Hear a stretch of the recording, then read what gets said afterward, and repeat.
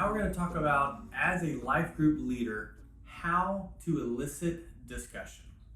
Now, I know at times it may be very difficult to get that good, rich group discussion that goes beyond just, a chit chat or, kind of a walk on the beach kind of a talk. You want some dialogue that is very, very deep, and that can be very difficult sometimes. So we're going to talk over 7 strategies to help a group leader elicit some discussion so that the small group and the life group is productive and meaningful and has a lot of good insights in it. And the big thing here is to get everyone involved. You don't want a one-person lecture the whole time. You want many people involved. The more people talking, the better. You don't want the group to respond to the leader, like they're answering a question or they're just talking to the leader. So you don't want, Brother June to talk back to the leader only. What you want is everyone talking to each other. Okay, Brother June, I also agree with you because that's something I've struggled with in my life. So if you can get people involved, that's great. Well, how do you do it? Well, point number 1 is pray over the discussion questions and the topics. Remember the 30-30 rule? If you can devote 30 minutes a week into preparing for your lesson, praying about it, having some kind of plan, you're going to be an above average life group leader and your lessons are going to go along very, very well. So remember that if you can put some time, plan for it, pray for it, you're going to have a good life group and it's going to be meaningful. Number 2, stick to the plan. This plan for small groups has been implemented in many states here in the U.S. and in many countries, and it works. We have it for a reason. Stick to the plan because it works. Now, don't be afraid if it's a good discussion to kind of go off the beaten path a little bit. That's good sometimes. But remember that there is a plan and it works if you implement it. Number 3. You have to be flexible with the plan based on people who need certain things at certain times. So ways to do this is to have some more questions prepared if you need them. If you need to add more because people don't speak up as much, you're ready for them. And that's a good plan to have. And remember to go off the script if you need to. You might want to delete some of the questions that you had planned based upon the lesson going a little bit further or longer than you thought. Or you might want to add some questions while other people are talking. You kind of think of a few things that are good and you might ask those later on in the class. So be looking for ways to improve your discussions that way. All right, number 4 is to keep a good pace. Keep the majority of your time for the meeting for the last part. This is the reflection part, and you don't want to run out of time and you haven't done any reflection yet. So keeping good pace is going to allow a lot of the meat to be for the majority of the time of the lesson, and I think that's very, very important. Number 5, don't be afraid to ask the hard and tough questions. A lot of times it's not easy to look somebody in the face and say, how are you going to change your daily routine in order to get in the Bible more and read? What are you going to do? That's just one simple question. There's a lot of deeply rooted questions that need to be asked. And it's okay to be silent for a while. But don't be afraid of those questions. I think you'll find that a lot of people will respond positively to being challenged, more so than they may be challenged on a Sunday morning or a devotional session. Number 6, allow all the talk, but don't force anyone. Okay, we want to give the opportunity for people to talk and discuss, but you don't have to force them. So a lot of times, if I have a small group of 6 or 7 people, I'll start with an open question and I'll say, let's go around the room and let's give everybody a chance to talk about this question. And I'll ask a question. Okay, let's start over here. Okay, after this one, go ahead, Sister Sally. Oh, thank you for your comment. We appreciate that. Brother Bill, what would you like to talk about? Okay, thank you. Brother Jinjin. Okay, so there's a way to ask everybody, and if they say, oh, I don't have anything, that's fine. We're just glad you're here, and then you can move on to somebody else. Then, when it comes for the tough questions, people are open, they're more willing to talk, and you can say, okay, we're going to go around the room, and this is the question I have now. And then you ask the question and just wait. And a lot of times the people will open up without having to force them to do it, but don't force. And number 7, don't be over dependent on the guide. It's just a guide. It's to get to the heart. It's used for a reason, but it's just a tool. Use it appropriately and don't overuse it. All right, now we want to talk about how to have good communication skills. I don't think everyone naturally has good communication skills. I know I didn't. It was something I had to learn and research a little bit and try and fail sometimes. But each week I would learn a little bit more and I would try to improve my communication skills. So here's some points that I have that you may or may not have known before, but you can try. Number 1, have a good time. I think there's a lot of great published books out there that talk about good leadership, but a lot of them don't even talk about the simple fact of just having a good time. If you're having a good time, the meeting will be fun, it will be important, people will see that you value the small group meeting, and it'll be good. So don't overlook the idea or be overly stressed that everything has to be perfect. If you're having a good time, it will show and it'll benefit the group. Another one is to let the Spirit guide you. This can happen when you are ready for the lesson. You've done the 30-30, you prepared, you have some questions that are written down, you prayed beforehand. Who knows what answers you're going to get? Let the Spirit guide the discussion because you're ready for it and you prayed for it. Number 3, relax. You're ready for this as a leader. You're prepared. You'll take things as it comes. You'll learn from your mistakes. There's no reason to be overly worried or concerned. Remember, it's important to have a good, relaxed posture and be friendly and enjoy your time. Remember to listen, okay?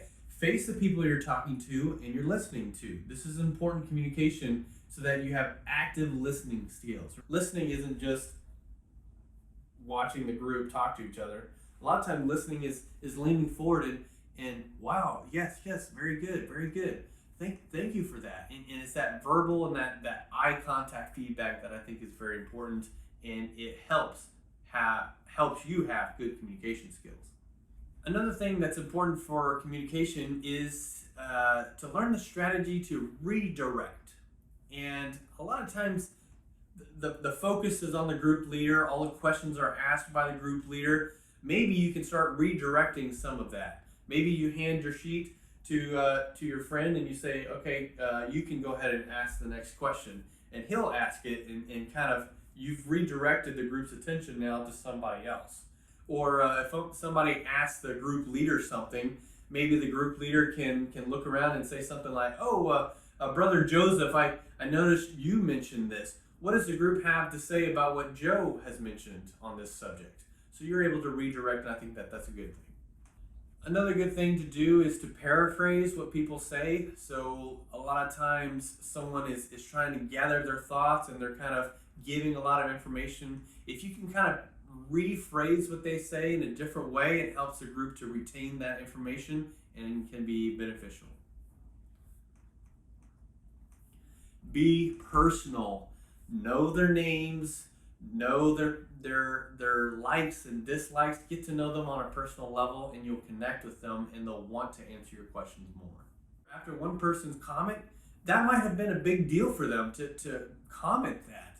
And we don't want to dissuade them from commenting again by dismissing what they said or not even knowing their name or who they are. We want to encourage them to continue doing that. Even if it's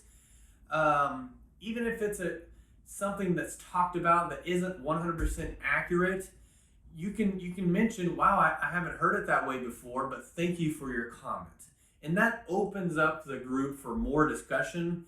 Even though what they said might have been incorrect, you can always come back and say it a different way, but you don't want to say that's not correct, because then it kind of makes them stand back and they might be a little bit shy for some of the next discussion questions.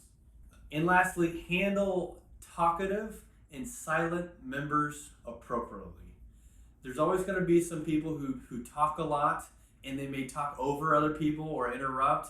And there's always going to be the people who are kind of silent and shy and kind of reserved, and maybe they don't want to sit in the circle. They just kind of want to sit in the kitchen or in the back, and that's okay. But if you know that and you understand how those people are, you might be able to incorporate them into your lesson a little bit better, knowing that you're prepared. So just because someone's quiet doesn't mean we should ignore them. And just because someone's talking all the time doesn't mean that we shouldn't address it at some point. Maybe say something like, well, thank you, Sister Susan, for what you're saying. Is there someone who hasn't talked yet that wants to discuss this question? And I think a balance is very important for good communication skills. All of these you want to practice like you practice basketball. It's something that it doesn't come automatically. You want to practice on your shot on basketball. I remember I used to be bad at free throws. Practice the free throws until I got better on them, and I can do them with my eyes closed.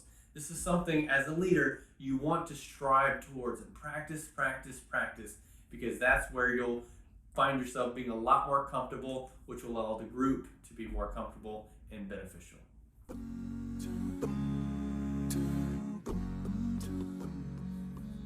All right, now I want to talk about something that is very, very important when it comes to being a group leader. Understand how to deal with problems.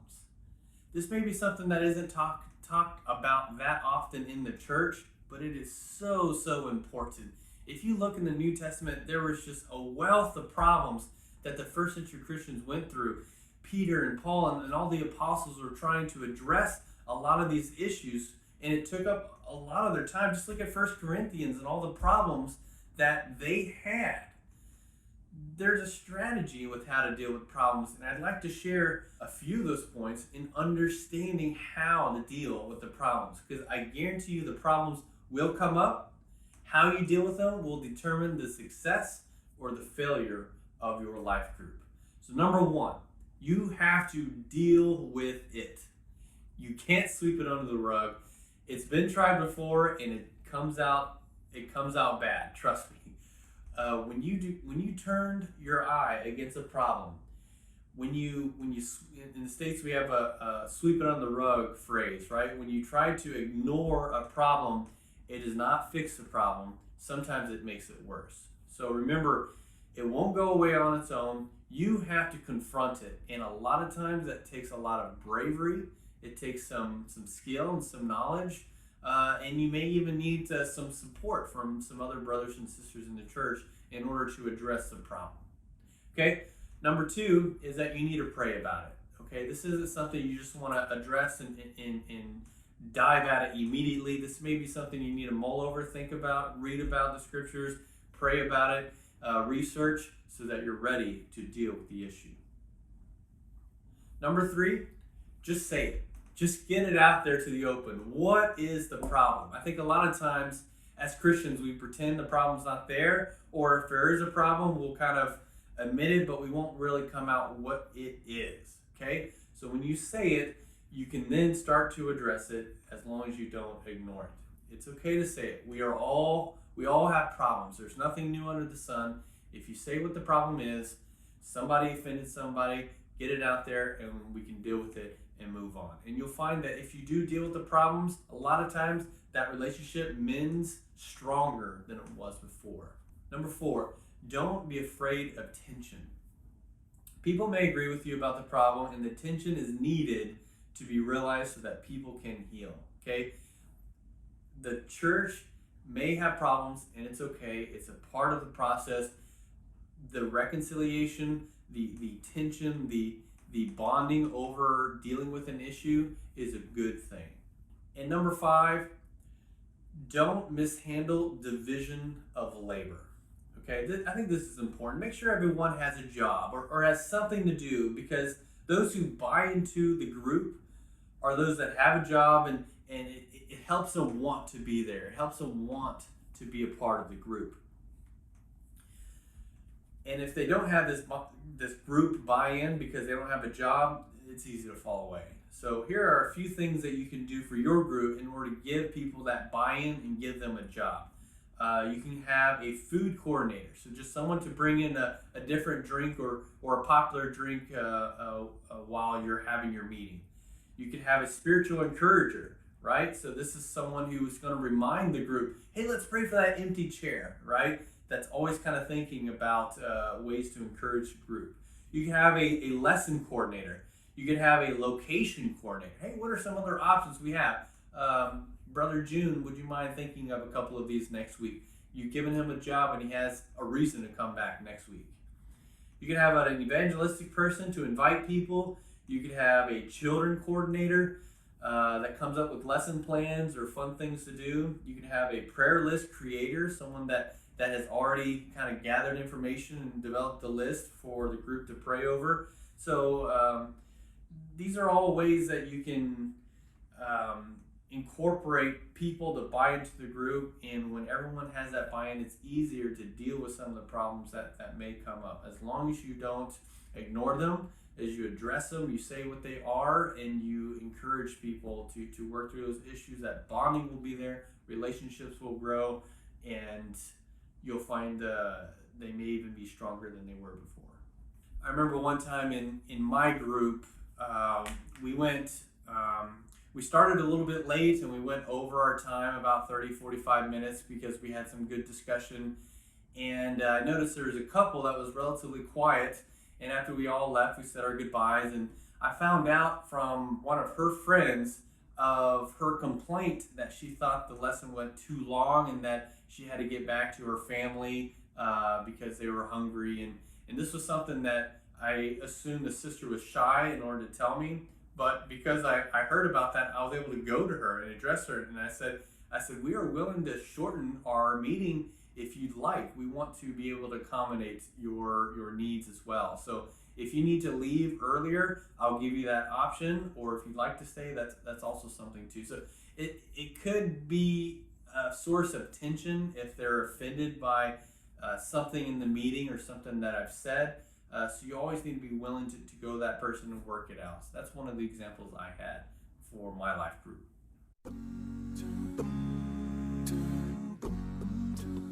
Let's talk about how to have a good start. Because as a church leader, people are going to be excited about going to a small group if you're excited, if you're enthusiastic about the small group meetings. This starts out with inviting people. Now, several ways to invite people that I think are beneficial. I kind of think of it as two ways. Who do I think needs my small group? And who do I really want in my small group? And these are people you can start thinking about. Have a list. You can just start writing down members of your congregation, or when you meet people, just take out your phone. You can start making a list on your phone, and then get their contact information and then follow up and try to get a meeting with them, either face-to-face or on the cell phone or just texting. Do something in order to reach out to that person and invite them. And don't just say, hey, if you want to come, you're welcome to. I would really, really aggressively try to recruit some people. Hey, our group would benefit so much if you were a part of it because of what you bring to the table. I know that we would love to have you, and just say things like that and then follow up with them. Once you have your list, you can then pray for those people on the list and then go to work. So this isn't something you just want to announce a couple of Sundays and say, hey, we have these small groups. There's a list in the back. If you guys want to join a life group, just write your name back there. You can do that, but you definitely want a personal touch. Have the group leaders seek out members that they want to invite and really encourage this on a personal level. And then, of course, just go back to your list and continue to add people to your list and continue to invite people throughout the year by being purposeful to connect with those people. Now, in order to have a good start, you also need to have a very good first meeting. Now, think about Manny Pacquiao, right? When you're in a fight, you want that first round. It's very, very important. You want that first round to be awesome. If you can, just come out swinging. And that's what you want with your first meeting. You really want to make an impact and let people know that they are welcome, that they are invited, and get everybody excited to meet again. And that excitement will last. So several ways that you can do this. You want to be intentional about the seating, right? Have some seating ready to go, prepared, and have some extra chairs in case you need them. That way it's not a big ordeal to move, seatings around. Think about children. If you want childcare, or if you want a Bible class for the kids, or if you have some kind of activity that they could do, because you don't want people to come to your small group with kids and then feel uncomfortable that they're burdening somebody with those. So if you have a plan in place, this is definitely going to help with a good start or a good first meeting. And then, of course, you want to think about ways of breaking the ice. Now, this isn't always easy, but it's very, very important. And it can just be whether you say a joke, or you ask people questions, or you just have a meal that gets everybody mingling. You just want something that kind of breaks that awkwardness when you first get to know somebody or when you first start a meeting. And then, of course, think about some good pacing for your guide that you're using. Remember, it is a guide to help you, but you want that pacing, that flow to work very, very well on the first meeting so that it sets the standard for your next meetings. If you can, try to solicit feedback from those that come. Say, hey, what would you want to do next time? What is your advice? What are some things you liked and what are some things you didn't like? That feedback can really go well into making the group mesh together and also get excited for coming back the next time. Now, there's always going to be some people who don't come, and that's okay, but you want to follow up with them, right? So text them, call them, give them an email, a Facebook, hey, we missed you. We really wanted you to come. We're sorry you weren't able to come, or maybe find out the reason. If they can't meet on that particular night because of a work situation or something, then maybe you can plan to meet a different night. So just try to follow up with the people who couldn't make it so that you can reach out to them and give them a voice as well.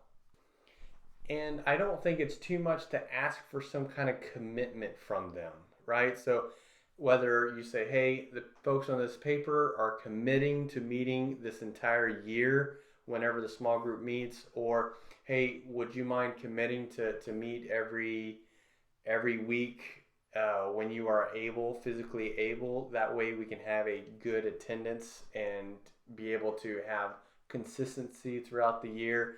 Even just a verbal, will you be able to come all year, and have people answer that is going to give a level of commitment that you wouldn't have if you just said, yeah, come whenever you'd like, or come whenever you're free. And then, of course, that first start, you might want to mention that this is a safe place. This isn't a place where people will judge each other and that, rumors are going to be spread, in the community. You want people to recognize that when they come to this small group meeting, this is a place that they can open up, they can share their feelings, their struggles, their trials, and encourage one another without that judgment or a negative type atmosphere.